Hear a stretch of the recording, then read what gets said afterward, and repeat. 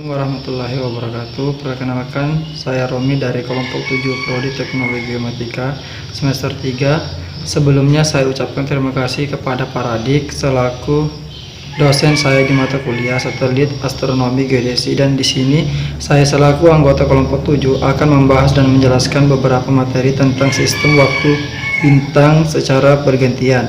Nantinya akan selalu dilanjutkan oleh teman kelompok saya. Sistem waktu berperan dalam berdefinisi sistem koordinat. Contoh CIS CEP pada epok J20,0. CTS arah sumbu X meridian Greenwich. Dua aspek waktu, epok kala dan interval. Epok definisikan secara presisi waktu kejadian suatu fenomena atau pengamatan. Interval adalah selang waktu antara dua epok. Sistem waktu diperlukan untuk menghubungkan ukuran waktu yang biasa kita gunakan. Sistem waktu bintang. Waktu didasarkan pada peredaran harian bintang-bintang. Sekalian peredaran bintang di langit memerlukan waktu 23 jam 56 menit 4,099 detik.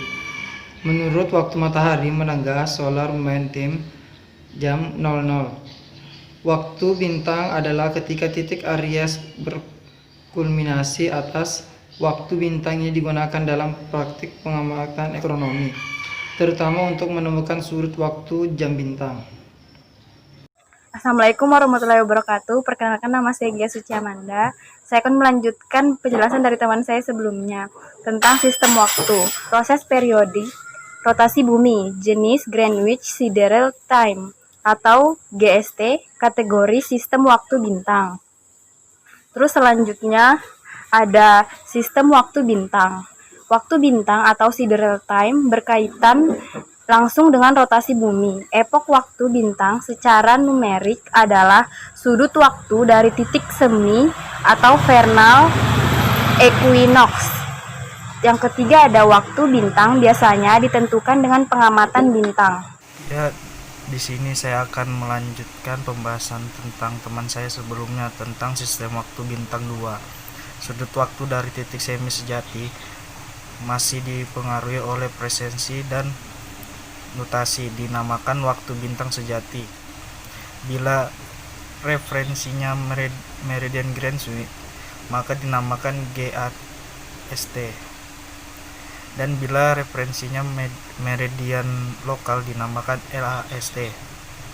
Sudut waktu dari titik semi menengah masih dipengaruhi oleh presensi, dinamakan waktu bintang menengah. Bila referensinya meridian Greenwich, maka dinamakan GMST, dan bila referensinya meridian lokal dinamakan LMST. Dan selanjutnya sistem waktu bintang 3. Ekuator meridian Greenwich, KU GEAST, meridian lokal LAST, titik semi sejati. Ekuator meridian Greenwich, KU GMST, meridian lokal LMST PE, titik meridian menengah, di mana adalah bujur dari meridian lokal dan adalah notasi dalam komponen bujur. Selanjutnya saya akan membahas tentang sistem waktu bintang 4. Suatu hari bintang adalah interval waktu antara dua kulminasi atas yang berurutan dari titik semi menengah di meridian tertentu.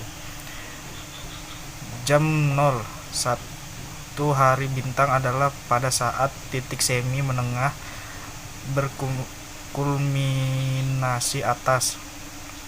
Waktu bintang sejati tidak digunakan sebagai ukuran interval waktu karena secepatnya yang tidak uniform yang disebabkan oleh bervariasinya kecepatan rotasi bumi dan juga arah dari sumbu rotasi bumi itu sendiri. Karena titik semi menengah masih dipengaruhi oleh presensi, maka suatu hari bintang akan lebih pendek, sekitar 0,0084 S dari periode bumi yang sebelumnya.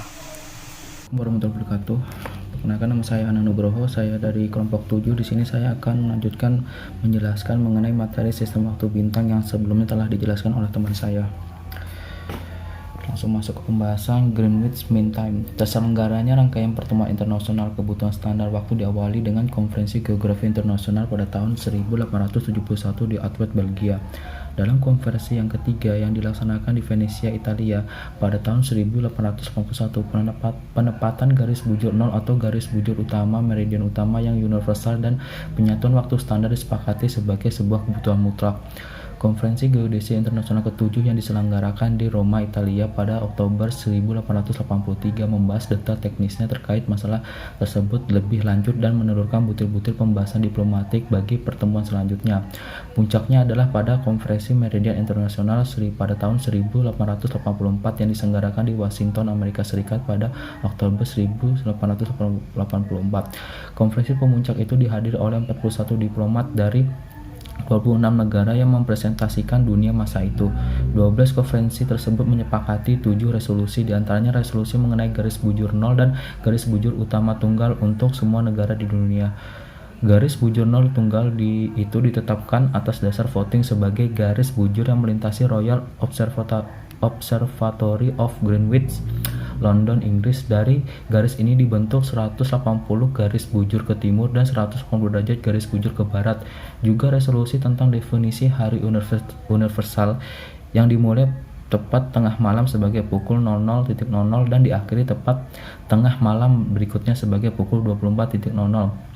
Hari universal berpatokan pada hari matahari rata-rata (mean solar day).